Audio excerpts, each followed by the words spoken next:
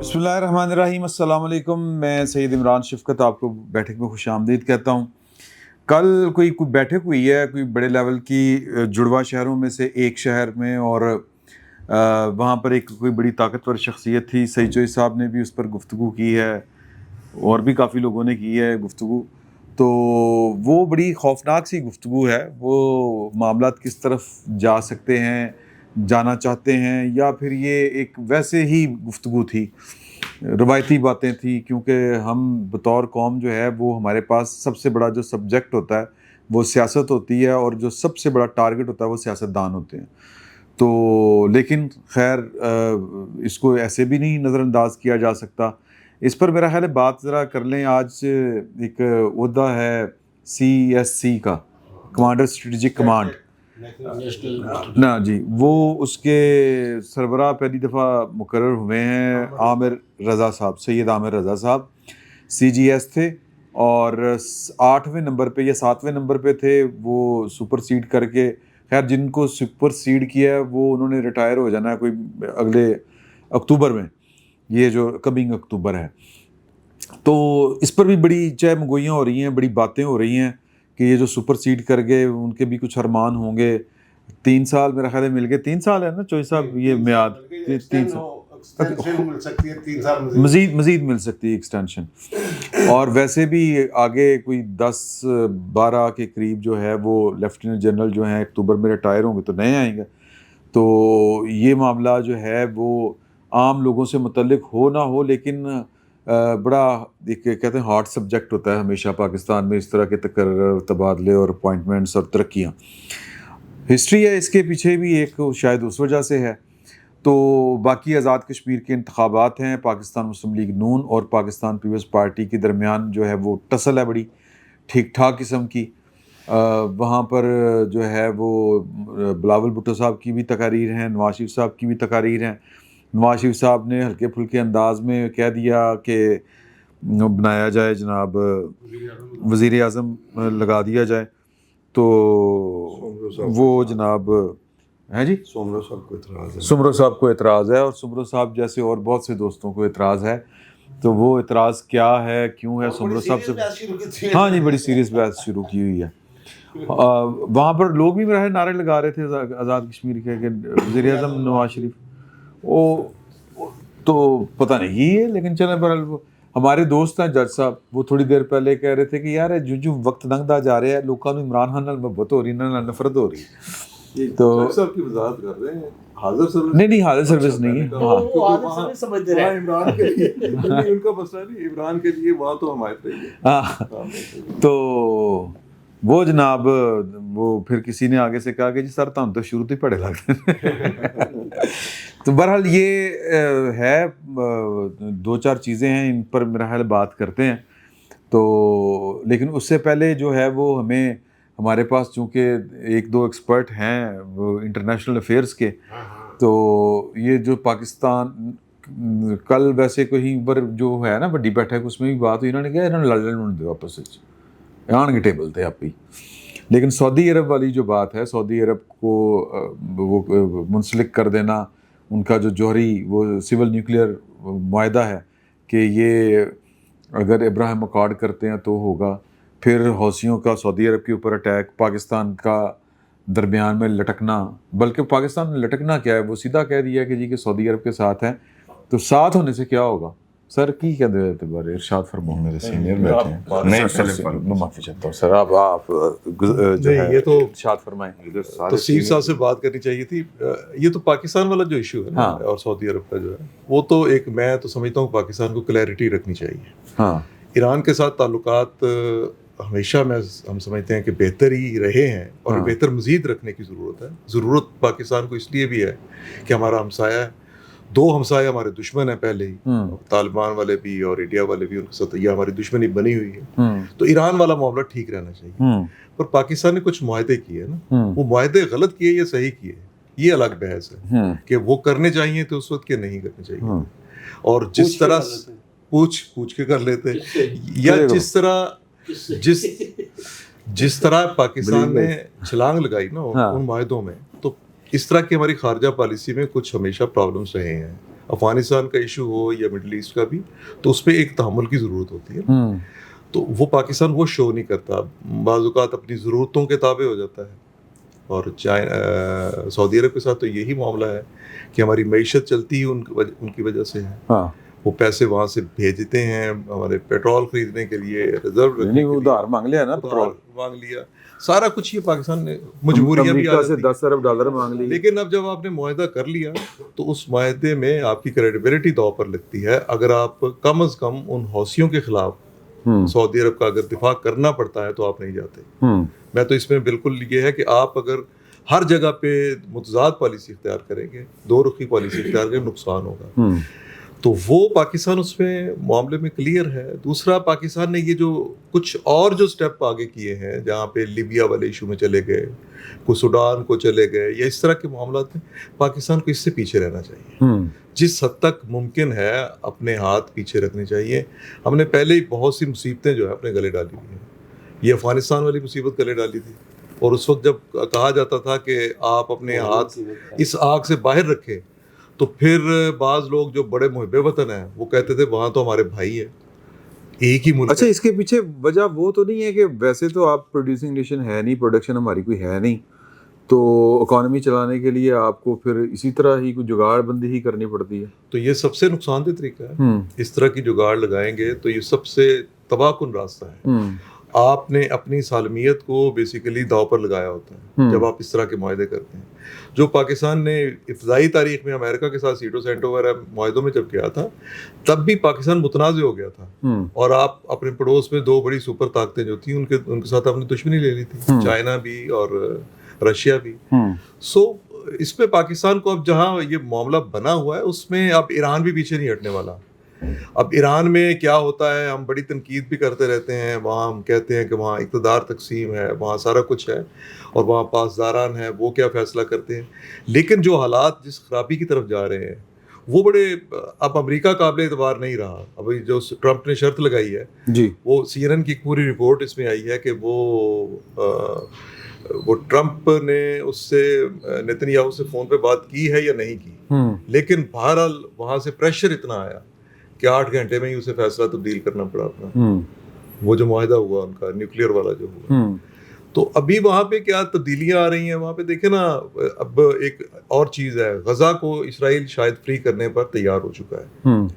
غزہ کو چھوڑے گا وہ، لیکن غزہ کے ساتھ اس کا ایک بڑا گھناؤنا سا منصوبہ بھی سامنے آیا. میں نے کچھ اسرائیلی میڈیا میں دیکھ رہا تھا کہ وہ اس کے ساتھ ایک دیوار بنانا چاہتے ہیں ریت کی، یعنی غزہ کو ٹوٹلی آئسولیٹ کر کے ایک پنش کرنا چاہتے ہیں. اور 70% غزہ پر قبضہ کر کے 30% کے اوپر. اچھا، وہ 30% یا بہرحال مطلب یہ ہے کہ وہ غزہ کو، میں نے تو یہ دیکھا کہ وہ غزہ کو ٹوٹلی آئسولیٹ کر دیں گے. اب سارے کو کرتے ہیں یا 30% کو، اس پہ جو تھا وہ یہ تھا کہ غزہ کو وہ کر دیں گے. ابھی آپ اسرائیل کے ساتھ بھی لڑائی کے، مطلب جس طرح آپ نے جا کے سعودی عرب میں اور جس طرح جا کے آپ نے لیبیا میں اور اسرائیل کے ساتھ بھی پھڈا جو ہے ہم نے بڑھایا ہوا ہے. کچھ چیزیں میں پاکستان کو پیچھے آنا چاہیے، کچھ معاملات کو نارملائز کرنا چاہیے. سب سے پہلے پاکستان والا دیکھنا چاہیے، اور اس طرح کی خارجہ پالیسی بنائیں میرے اپنے خیال کے مطابق کہ جس میں آپ اپنے لیے کچھ سپیس رہنے دیں. آپ جب سپیس نہیں رہنے دیں گے تو آپ کو نقصان ہوگا. ہاں صاحب جی وہی کہا. دیکھیں، ہم نے معاہدہ کیا ہے، اس معاہدے کے کانٹورز اعلان ہی ہوا ہے، کچھ سامنے نہیں آیا. اس کے پیچھے جو ڈیفنس انڈسٹریل کمپلیکس بننا ہوتا ہے کسی دفاعی معاہدے کے پیچھے، وہ بھی سامنے نہیں آیا. پاکستان کی خواہش تھی کہ آفٹر سعودیہ ہمارا یہ دفاعی معاہدہ ایکسٹینڈ ہوگا، اور اگر یہ ایکسٹینڈ ہوتا ہے تو اس خطے میں اسٹیبلائزیشن خود بخود آتی جائے گی. کیونکہ ڈی اسٹیبلائزنگ فورسز جو ہیں وہ ایک تو Israel, the most violent country on earth, اور اس کا امریکہ ہے. لیکن یہ خواہش جو ہے یہ کوئی پوری ہوتی شاید فی الحال نظر نہیں آ رہی. کل کوئی اس کی ضرورت سب کو سمجھ آ جائے گی. کاؤنٹر ایران کا ایک اور بھی الائنس بنانے کی علیحدہ سے کوشش ہو رہی ہے، جس کی قیادت ترکی کرے گا. پاکستان کی یہ خواہش نظر آتی تھی کہ پاکستان، ترکی، سعودی عرب اور پھر بعد ازاں ایران بھی شامل ہو جائے، اور یہ قطر وغیرہ تو خیر چھوٹے ملک ہیں، یہ بھی شامل ہو جائیں. تو خطے میں اسٹیبلائزیشن آ جاتی ہے. تو دیٹ واز پازیٹیو اپروچ. ہم کیش اسٹریپڈ کنٹری ہیں، اس میں کوئی شک نہیں ہے، لیکن آج کے حالات میں ہمارا اسٹیچر بڑا بھی ہے، اس میں بھی کوئی شک نہیں ہے. اب بات ہے کہ جی ہمارا دفاعی معاہدہ ہے تو ہم وہ حوثیوں سے شاید لڑنے ہی چلے جائیں گے. اسٹریٹ آف ہارموز پر جنگ جاری ہے. اس سے پہلے ایک بڑی شدید جنگ ہو چکی ہے جس میں 10,000 حملے بھی ایران پر ہوئے ہیں اسی اسٹریٹ آف ہارموز کو کھلوانے کے لیے. ایئر پاور یوز ہوئی ہے، امریکہ جیسی ایئر پاور تو دنیا میں کسی اور کے پاس اس کے بعد وہی امریکہ کا جو وہ اسرائیل ہے اس کے پاس ہے، مل کر ہوئی. اسٹریٹ آف ہارموز کھل گئی ان سے، نہیں ہم کھول لیں گے. پھر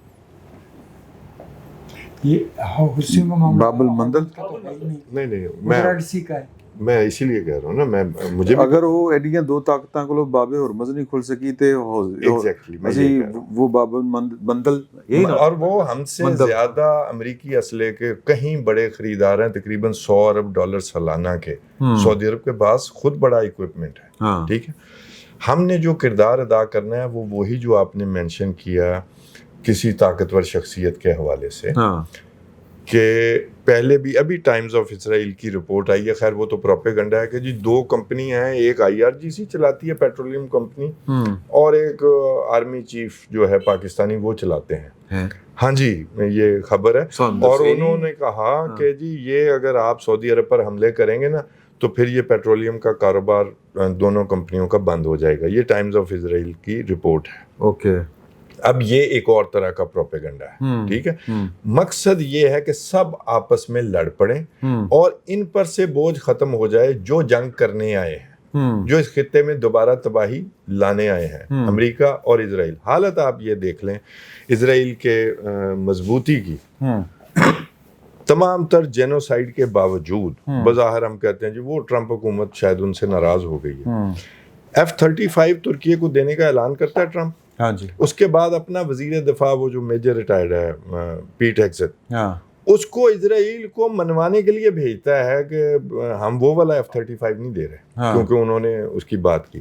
اب جو آرٹیکلز آ رہے ہیں سامنے وہ یہ ہے کہ جی سعودی عرب کو تو کسی انرجی کی ضرورت ہی نہیں ہے، نیوکلیر انرجی کی، وہ تو اس کو انرجی شارٹیج ہے ہی نہیں. یہ تو پرولیفریشن کی طرف خطے کو بڑھا رہے ہیں، یہ تو ایران کو بھی بہانہ مل جائے گا.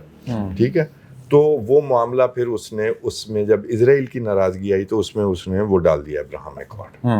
اور یہ نہیں ہے کہ یہ کوئی نئی بات ہے. سول جوہری معاہدہ جو ہے اس سے پہلے اگر جو بائیڈن کی گورنمنٹ بھی مذاکرات میں تھی تو ان کی بھی یہ کوشش تھی، ملک امریکہ ہے لیکن اسرائیل کے ساتھ تعلقات ٹھیک کریں سعودی عرب. تب بھی یہی معاملہ تھا. اسرائیل سے وہ نہیں نکل سکتے، وہ ان کی جان شکنجے میں ہے. صحیح، وہ نہیں، اس سے باہر نہیں آ سکتے. تو ہم جناب ان کی صلح کروائیں گے جیسے ہم نے پہلے سعودی عرب پر حملے بند کروائے تھے. صحیح، ٹھیک ہے. باقی اس سے بڑی جو کام ہے نہ ہم کر سکتے ہیں نہ ہمیں کرنا چاہیے باب المندب میں. ٹھیک ہے، وہ امریکی آ جائیں گے، امریکی بھی تو دفاعی معاہدہ انہیں حاصل ہے نا آفٹر پیٹرو ڈالر جو ایگریمنٹ ہے، تو وہ خود آ جائیں گے. اور جو یہ اسٹریٹجک موو ہے ایران کی بیسیکلی اس میں یہ ہے کہ ہمارے اوپر بلاکڈ ہے تو ہم نہیں بیچ رہے. چلیں کویت قطر ان کو بھی ہم نے بند کر دیا ہے، لیکن سعودی عرب کے پاس الٹرنیٹو موجود ہے یہی ریڈ سی والا، اور یامبو سے وہ جناب ریڈ سی میں اپنے ٹریڈ کر کے وہ اپنا تیل بیچ سکتا ہے. تو ایران چاہتا ہے کہ یہ ہیٹ جو ہے نا آئل کی پرائس کی یہ اتنی تیزی سے بڑھے کہ امریکہ تک بھی پہنچے اور یورپ تک بھی پہنچے اور پھر یہ جنگ کا خاتمہ ہو. اس لیے وہ باقر کالیباف کا جو بیان ہے وہ بے شک یہ ہوتیوں نے کیا ہے ان کی بلاکڈ، لیکن اس کے پیچھے ایران ہے کہ جی اگر ہم نہیں تو پھر کوئی بھی نہیں بیچے گا. صحیح. تو یہ اس موو کا حصہ ہے، ایک اسٹریٹجک موو ہے.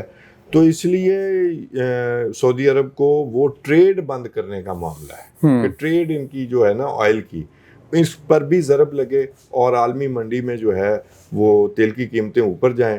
اور ڈونلڈ ٹرمپ جو سوچ رہا ہے کہ ہم کوئی 1 گھنٹے کے لیے یا 2 گھنٹے کے لیے کسی ایرانی علاقے پر قابض ہو کر پھر نکل جائیں اور جی ہم جیت گئے، یا کسی نیوکلیر جو پلانٹ ہے وہ پک ایکس کا جو ڈرامہ بنایا ہے، ایک فینٹیسی شروع کی ہوئی ہے وہ والا کہ جی وہاں پر اٹیک کر کے تو یہ وہ معاملہ ہے, یہ ٹوٹل اسٹریٹجک موو ہے, اور اس سے تیل کی قیمتیں بہرحال بڑی ہیں, امریکہ کو بھی نقصان پہنچ رہا ہے. اب جو بات ماہرین پہلے کر رہے تھے پچھلی جنگ میں کہ ایران اپنے اثر و رسوخ کو جانتا ہی نہیں تھا جتنا بن گیا ہے, تو وہ اب بے شک ہم نے صلح کروائی ہے, اور اس میں کوئی شک نہیں ہے. یہ جو میں ٹائمز آف اسرائیل کی رپورٹ بیان کر رہا ہوں وہ یہی ہے کہ پاکستانی فیلڈ مارشل نے معاہدہ کروایا.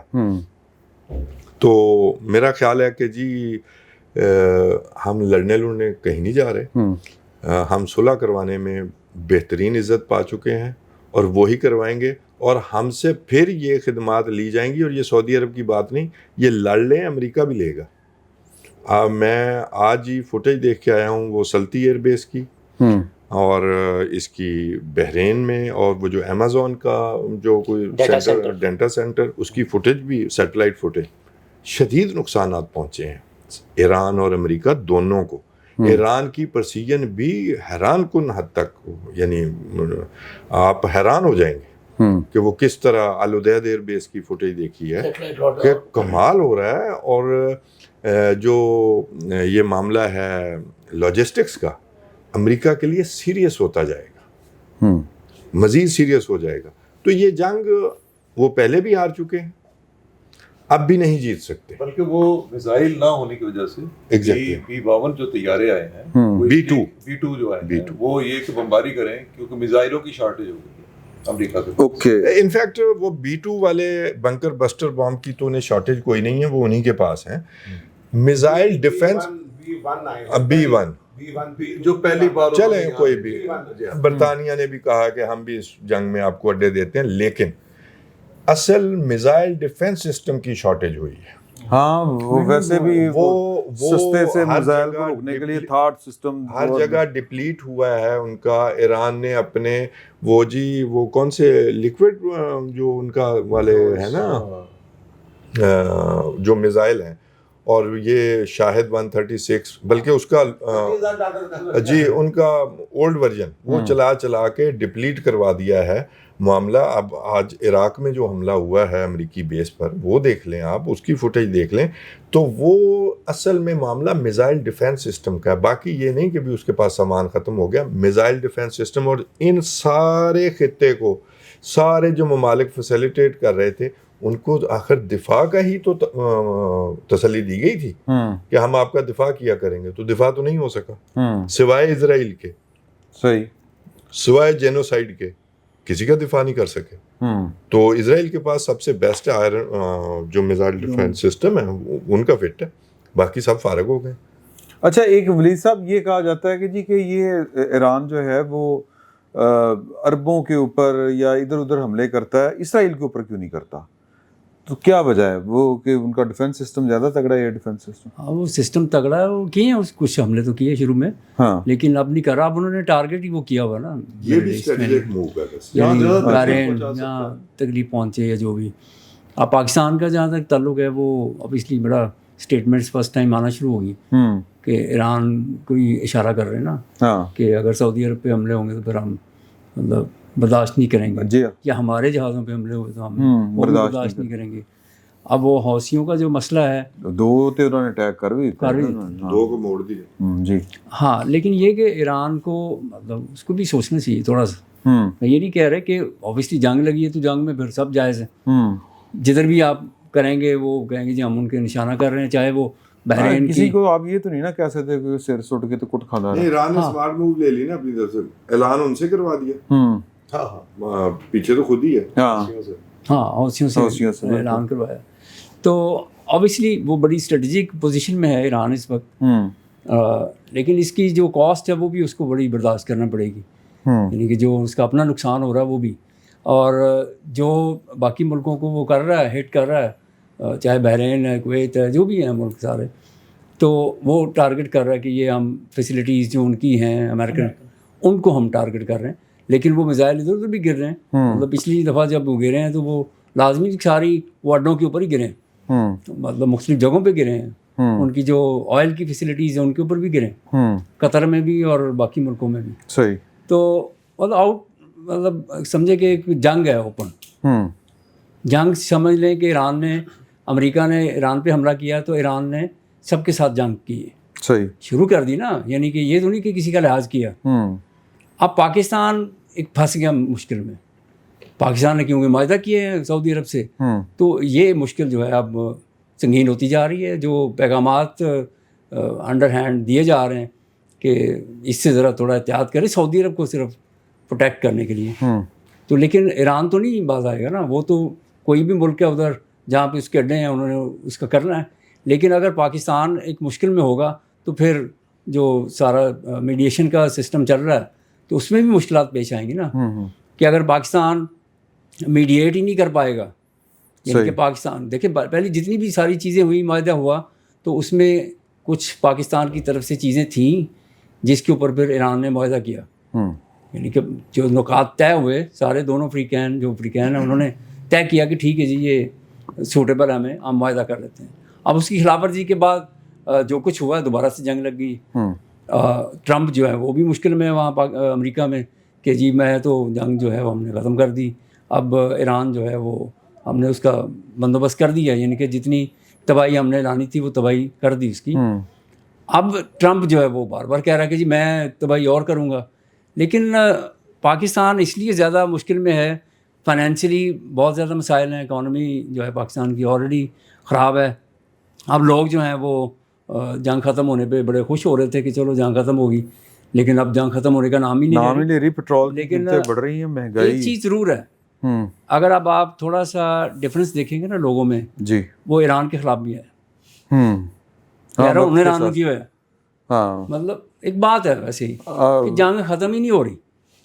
تو یہ تھوڑا سا ایلیمنٹ جو ہے پاکستان میں, اگر کیونکہ ریاست نے بھی کچھ ایسی اسٹیٹمنٹس دی ہیں جس سے نیریٹو جو ہے عوام میں بھی اس طرح ایران سے تھوڑا سا ہٹ رہا ہے, نیا بلڈ ہو رہا ہے. یعنی یہ ایک نئی چیز حوثیوں کی وجہ سے, حوثیوں کی وجہ سے, اور جو حملے سعودی عرب کے اوپر قطر کے اوپر, تو اس کی وجہ سے پاکستان میں اب ریئیکشن تھوڑا سا ڈفرینٹ ہو رہا ہے. صحیح. چوہی صاحب میرا خیال ہے کہ اگلے ٹاپک پہ چلیے, اور وہ ٹاپک ہے اس میں صرف ایک چھوٹا سا اینگل ڈفرینٹ ہے جو اگر ایک منٹ دیں گے مجھے. ایک تو یہ ساری جنگ کے سارے معاملات کے کس طرح سے ہو رہا ہے, لیکن آپ دیکھیں تقریباً 6 ماہ 8 ماہ پہلے تک کے جو صورتحال تھی کہ دنیا بھر سے بلینئرز اور سٹارز گلف میں مائیگریٹ کر کے شفٹ ہو رہے تھے اپنے پیسوں کے ساتھ, پرامن پرسکون زندگی کے ساتھ. وہ کانسیپٹ تبدیل ہو گیا. وہ جو ہم شروع میں کہہ رہے تھے بات کہ یہاں امن ہے, اور پاکستان گلف کی بجائے باقی ملکوں میں بھی آ رہے تھے, تو ہم جب یہ بات کہتے تھے کہ پاکستان کی ایفرٹ سے امن ہو رہا ہے, اور اسرائیل کی اور امریکہ کی وہ جو خواہش تھی کہ اس خطے کی جنگ بن جائے ایران ورسز گلف اسٹیٹس, وہ نہیں ہو پا رہا. اب وہ اس طرف چلا گیا, اور یہ جتنی بھی جنگ ہو رہی ہے ابھی یو اے اس وقت فی الحال سیف ہے, انہوں نے جیسے بھی ڈیل کی ہے وہ معاملات بھی کافی حد تک سامنے ہیں. لیکن وہ جو کانسیپٹ تھا کہ یہ پرامن علاقہ ہے, خطہ ہے, یہاں پر لوگ آ سکتے ہیں, یہاں پہ انویسٹمنٹس کر سکتے ہیں, یہاں پر رہ سکتے ہیں, وہ سارا سین تبدیل ہو گیا ہے. اور یہ امریکہ کی یا اسرائیل کی کامیابی جس کی بھی کہیں, اور وہ حالات کی وجہ سے جس طرح بھی آ گیا ہے ایران اس طرف, اور ایران کا ظاہر ہے ایک تو اس کی سروائیول کی جنگ ہے, دوسرا نظریاتی ایشوز بھی ہیں, تو یہ جنگ اتنی آسانی سے کنٹرول نہیں ہوگی. اور پہلی دفعہ ذمہ دار ہے جنگ کا شروع کرنے کا ذمہ دار ہے, یہ بڑی غلط بات ہے. ہاں یہ اسٹریٹجک موو ہے. میں نور اللہ بھائی کی بات آگے بڑھاتے ہوئے, جنگ یہ گلف ممالک نہیں کریں گے کبھی, اچھا یہی کریں گے جو لڑنے آئے تھے. اوکے چوہی صاحب, وہ کل کوئی آپ نے بھی وہ ولاگ کیا ہے, کوئی بڑی ایک بیٹھک, اور اس میں جو گفتگو ہوئی, وہ جو چیزیں چل رہی تھیں, باتیں آ رہی تھیں مختلف حوالوں سے کہ جی کہ حالات خراب ہیں, یہ ہے وہ ہے, وہ تو تباہی نہیں لگی. چلو اس پہ بات کر لیتے ہیں. اب نور صاحب نے مختصر بات کی ہے تو میں بھی مختصر جی کر لیں بسم اللہ عرض کرنا چاہوں گا کہ یہ پہلی بات ہے جو ٹرمپ والا جو بات ہے کہ جناب اس کو ابراہیم اکارڈ سے جوڑ دیا. مارکو روبیو نے اس سے پہلے جو اس کی وکالت کی تھی اس معاہدے کی, اس نے یہ کہا تھا اگر ہم وہاں ہم جا کے یہ ان کے ساتھ کریں گے معاملہ سول جوہری پروگرام کا, تو پھر ہم اس کو مانیٹر کر سکیں گے, ہمیں پتہ ہوگا کہ وہاں کیا ہو رہا ہے, اور ہمارے پاس حفاظتی اقدامات کا بھی کوئی اختیار ہوگا. ये उसने कहा था। अगर वो अमेरिका जाता वहाँ पे तो फिर वो जैसे ईरान में रोला पड़ा हुआ है, वहाँ फड्डा पड़ गया है जनाब, ये अफसूदगी शुरू हो गई है, वो अमेरिका को उसका फ़ायदा था। लेकिन वो किसी के कहने पे, जैसे वो फ्रांस ने पाकिस्तान का जनाब जो एटमी था रिएक्टर उसके ऊपर पाबंदी लगा दी थी, उसके बदले में हम कुछ और कर, वो जो एटमी अदम फैलाव का माहदा है ना 1968 का जी, उसका सिग्नेटरी है सऊदी अरब, और इस नाते उसको ये इख्तियार है कि वहाँ ये पुरअमन एटमी प्रोग्राम जो है वो शुरू कर सकता है। लेकिन बदकिस्मती खलीजी ममालिक की ये कि यूएई के सिवा जितने भी वहाँ जिसने सिविल जौहरी प्रोग्राम शुरू करने की कोशिश की, अमेरिका ने पाबंदियाँ लगा दी। कतई नज़र उसके वो जो जौहरी एटमी क्या कहते जौहरी पावर एजेंसी है निगरान, ठीक है ना, उसकी निगरानी में उसकी इंस्पेक्शन के अंदर ये सऊदी अरब कर सकता है। अब सऊदी अरब किसी और की तरफ निकल जाए नहीं, तो वो तो एक और एग्रीमेंट में IAEA को नहीं डाला गया। नहीं मैं क्या बात कर रहा हूँ, मैंने क्या अर्ज किया, आपने मेरी बात सुनी है पूरी, आप बहुत दानिशवर हैं, मुझे पता है, अंदाजा है, और आपका नॉलेज बहुत ज्यादा है। मेरी बात सुन लेना, जो मैंने कहा है वो तो सुन लेना पहले। मैंने वो बात ही नहीं की जो आप कर रहे हैं। मैंने ये कहा कि अगर अमेरिका करता, मैं शायद में भी इन्होंने मंगवा के दियो नाला तो यार मंगवा के मैंने ये अर्ज किया था भाई, अगर अमेरिका वाले महादे पे होता तो अमेरिका डायरेक्ट निगरानी करता उसकी, और अगर अब वो निकल गया है अमेरिका वाले महादे से और वो जो सिग्नेटरी है उसके तहत वो अपना अलग प्रोजेक्ट करता है, प्रोग्राम शुरू करता है फ्रांस के साथ, जर्मनी के साथ, किसी और के साथ, फिर तो वो आइए और वो वही हाल हो जाएगा जो ईरान वाला है, वो जो अफसूदगी की तरफ भी जा सकते हैं। मैं ये बात कर रहा था, मैंने कब कहा कि वो आइए उसमें थी। ये सारा जोर आपने अब लगाया है, पहले भी यार आपको समझ में, अगर आपकी सब चेतेदारी समझदारी छोटी है तो मैं क्या करूँ उसमें। अच्छा, दूसरी जो बात है ये ईरान वाली, ईरान को हम एक वैसे भी अमेरिका ने जहाँ भी हमला किया उस ताकत को एक हवा बना के कि मेरे मध्य मुकाबले बड़े जनाब बड़ा सख्त मुकाबला है, ये नहीं कि जनाब मेरे आगे गुडोए ने, ये हमेशा उसका मीडिया का ये वो सारा उसका होता है। अब ईरान की जो मुश्किलात है ना, पहले तो बहरी नाकाबंदी उसकी हुई, अब इन्होंने फिर वो कुवैत को टारगेट किए हुआ आजकल आसान हदफ समझ के, इन्होंने जो कुवैत का ज़मीनी राब्ते शाब्ते हैं वहाँ बमबारी शमबारी की वो रोक गया, तो उसके जवाब में उन्होंने क्या किया, जो इराक और ईरान की सरहद है जहाँ से इनकी ट्रेड होती थी, उन्होंने रात वो उड़ा दी सारा, वहाँ उन्होंने नज़र रख ली, वहाँ जो भी काफिला गुजरता बमबारी शुरू कर देते हैं वो। यानी कि ना सिर्फ बहरी नाकाबंदी है बल्कि ज़मीनी नाकाबंदी की तरफ भी वो किसी ने रोकना आसान होता है किसी चीज़ को। जैसे आप कह रहे हैं जब बाबुल मंदब या आपने हुरमुज़ नहीं खिलवा सके क्योंकि वहाँ तो 2 मिसाइल मार रहे हैं, वो जहाज़ रुक जाने हैं, खिलवाना और वहाँ अमन करवाना ये एक अलग मामला होता है।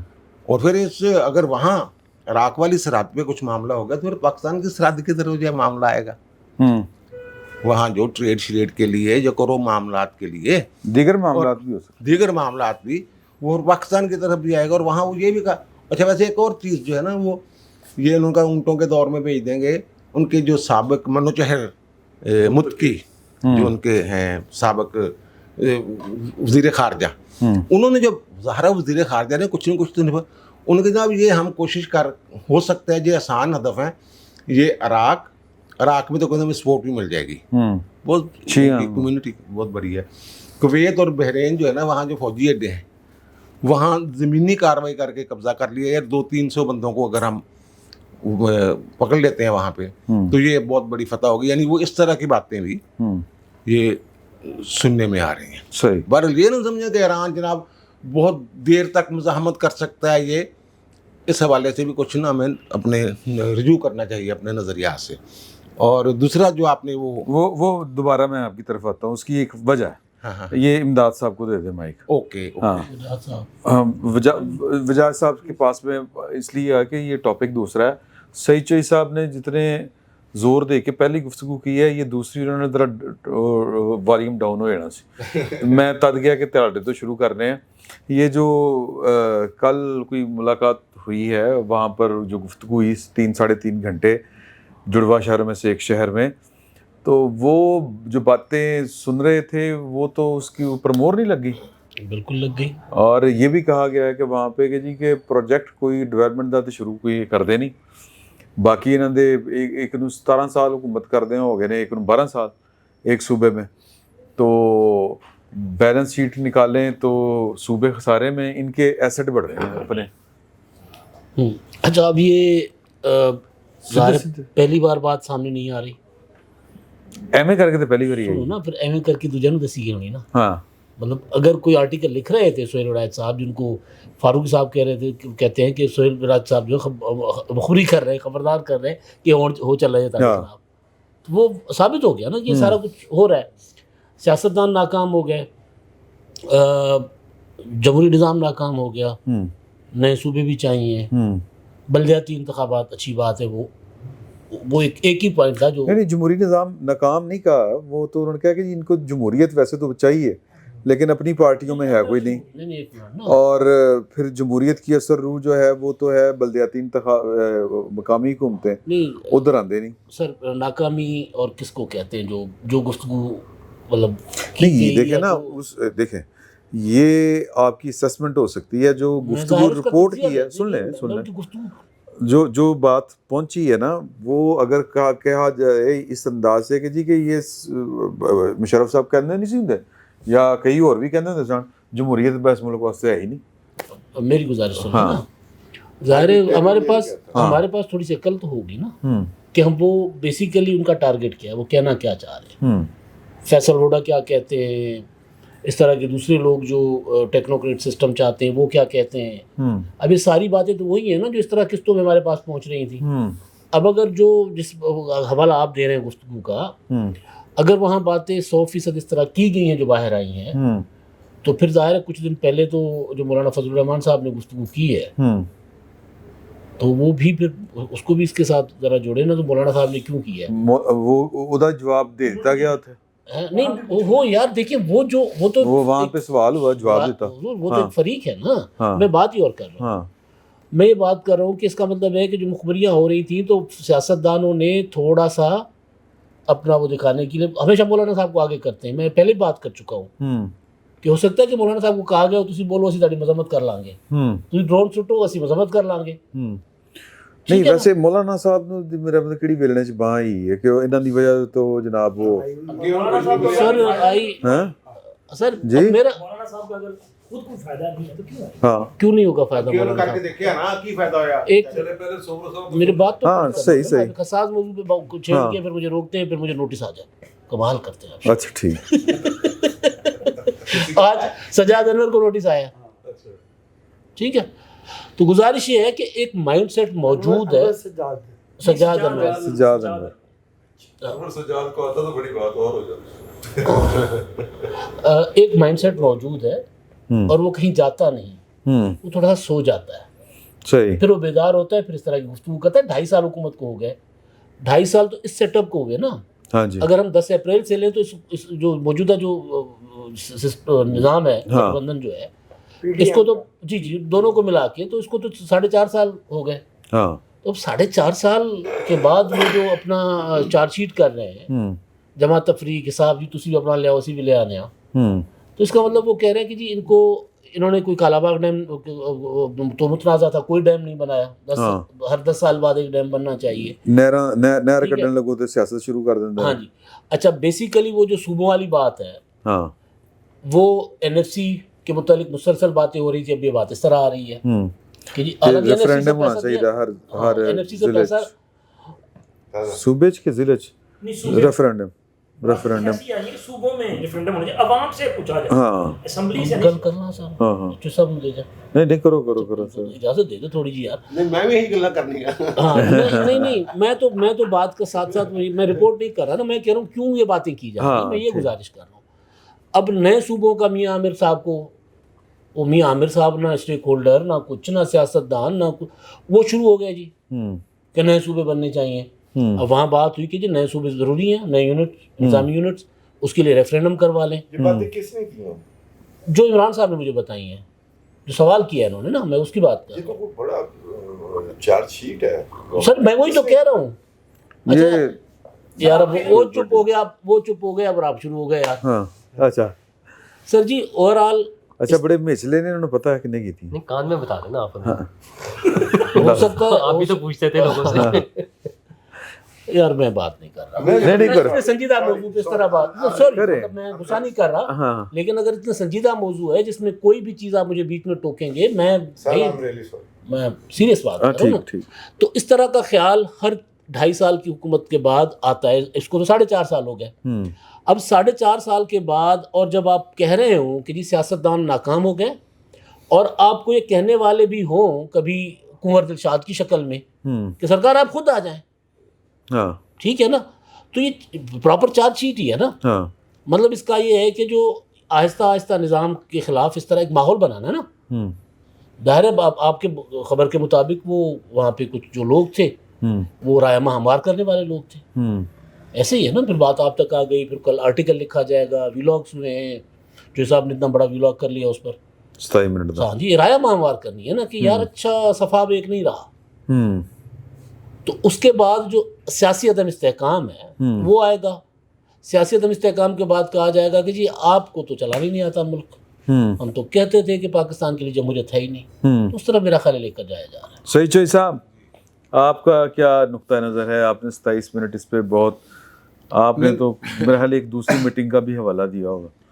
नहीं वो तो और थी ना, वो तो वर्कशॉप थी ना उधर की बात, ये तो और अच्छा मामला है। बहरहाल जो एक तो बलूचिस्तान वाला इशू, वही बातें जो मोहसिन नकवी साहब ने जिन्हें 15 थानेदार की मार है, वो अब यही है कि 1500 बंदे हैं लेकिन वो खल्त मल्त हो गए हुए हैं आबादियों में, उनको पहले अलग करना होता है सरकार में। मौलाना साहब के हवाले से जो मौलाना साहब ने ज़ाहिर जो जब बात होती है ना शोहदा की, यानी सबसे वो हसास जो इनका कह लें आप कि एस्टेब्लिशमेंट का, वो शोहदा पे जब बात आती है तब ये फौरन रिएक्ट करते हैं। और मौलाना साहब को नब्ज़ का पता है, उन्होंने छेड़ा ही इस मामले के इसलिए। लेकिन वहाँ जो बातें वो कहते हैं, मौलाना कहते थे हमें मुझे कोई रोल दें जनाब वहाँ अफ़गानिस्तान में, तो 2 मौके दिए, ये गए वहाँ जाके हमारी बात करने के लिए वापस आके उनकी वकालत शुरू कर देते हैं।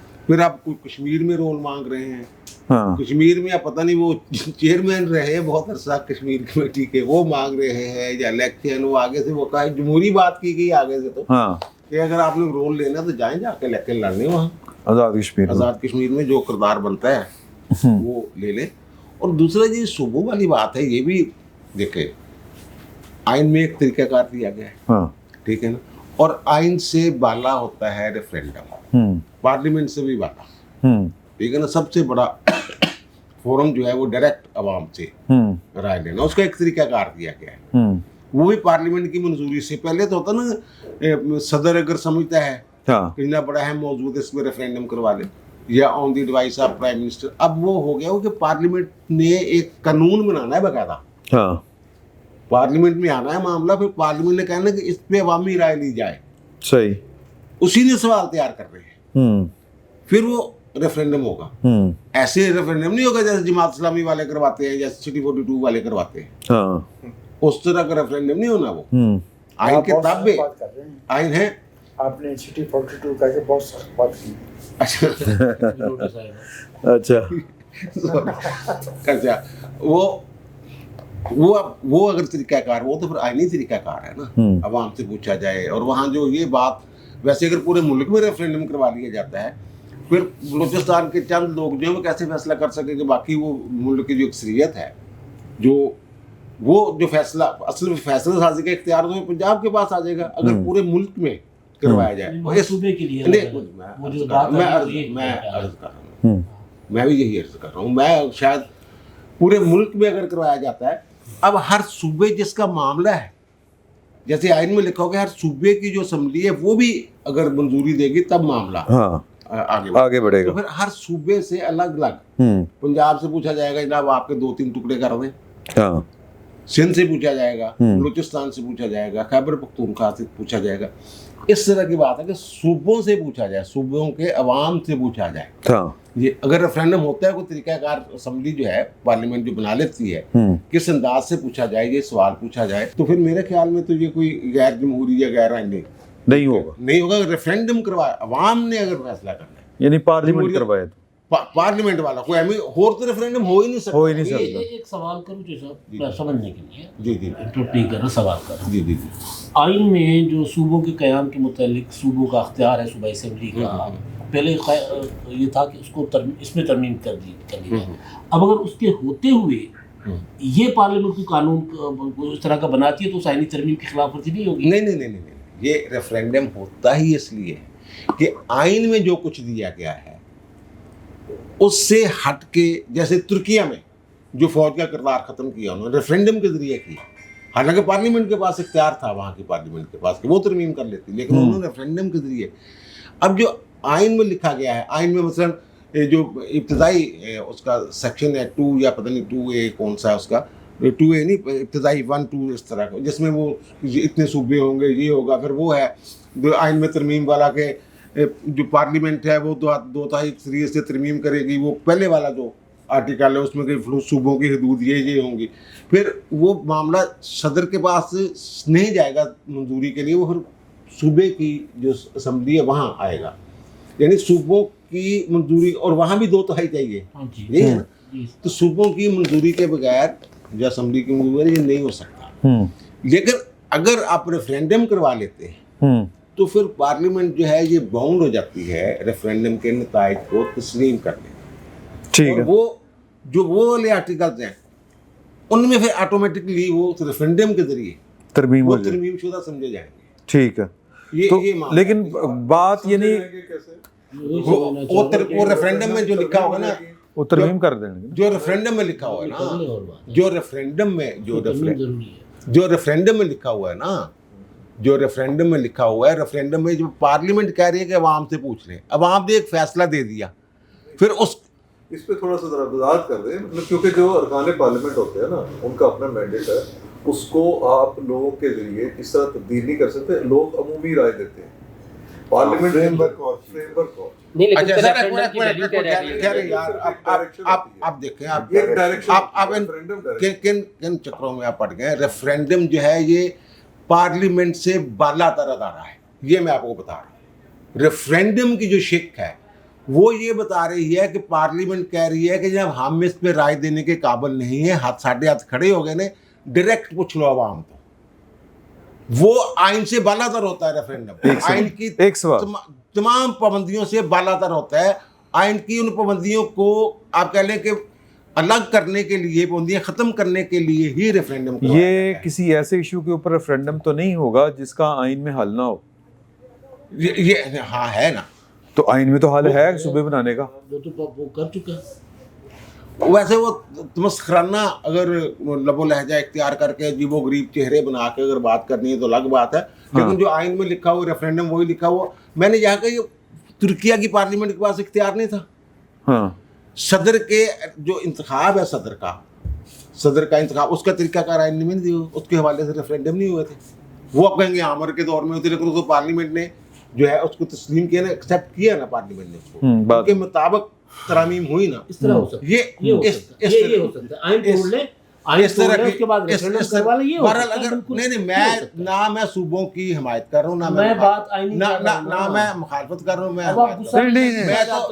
मेरा तो सवाल ये था, मैं तो समझने के लिए सवाल कर रहा था। गुंजाइश निकल सकती है। चोई साहब है तो ਤੁਹਾਡੇ ਨਾਲ ਟਸਲ ਲਾ ਸਕਦੇ ਨੇ, ਮੈਂ ਤੁਹਾਡਾ ਸ਼ਾਗਿਰਦ ਹਾਂ। सूबों के अलावा भी कुछ बातें इन्होंने की थी, वो भी पूछना है, सारे सूबे पे फोकस हो। नहीं ओके, लेकिन समझने वास्ते कि आइन में अगर किसी चीज का हल मौजूद हो तो उसके ऊपर फिर भी रेफरेंडम हो सकता है। मतलब ये आइन में ये लिखा हुआ है, लेकिन इसमें ये तरमीम होनी चाहिए, नहीं होनी चाहिए। मतलब मैं बार तुर्किया की मिसाल दे रहा हूँ यार। ठीक है, वहाँ की अगर पब्लिक डिमांड ना हो, चंद लोगों की ख्वाहिश हो, तो भी रेफरेंडम करवाया जा सकता है। भाई मेरे रेफरेंडम पार्लियामेंट ने ही यार मंजूरी दी, मंजूरी सियासतदानों ने देनी, पार्लियामेंट ने ही मंजूरी दी। पार्लियामेंट में सियासतदान बैठे हैं।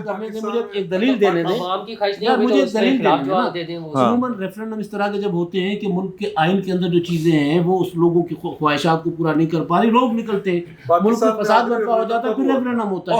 ये थोड़ी हुजूर वाला मैं हुजूर वाला जो रेफरेंडम की बात कर रहे हैं ना आमरों के, उस वक्त आइन और था, 18वीं तरमीम के बाद आइन और है। अब ये आसान नहीं होगा, इख्तियार नहीं है, ये भी सदर के पास इख्तियार नहीं होगा। ये पार्लियामेंट का सर लोग ना कर देंगे, पार्लियामेंट जो कवानीन बनते हैं वो अवाम की डिमांड होती है। बिल्कुल अवाम की मुफाद आमा में वो हर हुक्म जारी, एक मिनट ठहरो सर, जितने भी ये नोटिफिकेशन होते हैं, जितने भी कर रहे हो तबादले ये वो, उनमें लिखो तो इन दी पब्लिक इंटरेस्ट मुफाद आमा में, मुफाद आमा में होता है वो तो कुछ किसी की ख्वाहिश के मुताबिक। ये जो है ना पार्लियामेंट के पास जो इख्तियार है रेफरेंडम का, पार्लियामेंट ने फैसला करना है कि अवाम के खिलाफ, अवाम जो चाहते हैं कि इस बात पे ਇਹਨਾਂ ਨੂੰ ਲੱਗ ਰਿਹਾ ਡਰ कि सियासतदान की तो मान ही ना जान, तो ऑर्डर आएगा रेफरेंडम कराओ तो मान ही ना नहीं कह रहा, मैं और बात कर रहा हूँ जी, मैं सीरियस मामला, मैं और बात कर रहा हूँ, दीजिएगा, मैं और बात कर रहा हूँ सर। आप इस मुद्दे पर जब आपके पार्लियामेंट के 342 अरकान को भी बिठा नहीं सकते, जब आप ये कट्टा खोलेंगे तो आप सोचिए आपके मुल्क में कितना फसाद बरपा होगा। आप मतलब ये बात मैं उस हवाले से कह रहा हूँ, एग्जैक्टली मैं ये कह रहा हूँ ना कि सियासी डिमांड है ही नहीं, पॉलिटिकल डिमांड नहीं है, वो तो कानूनी गल कर रहे हैं। ये यहाँ पे मेरा ख्याल एक ब्रेक ले लेते हैं, तो उसके बाद आके दूसरी जो नशिस्त है उसमें हमने बाकी जो बातें हैं यहाँ पे रह गई हैं वो दूसरी नशिस्त में आके करेंगे।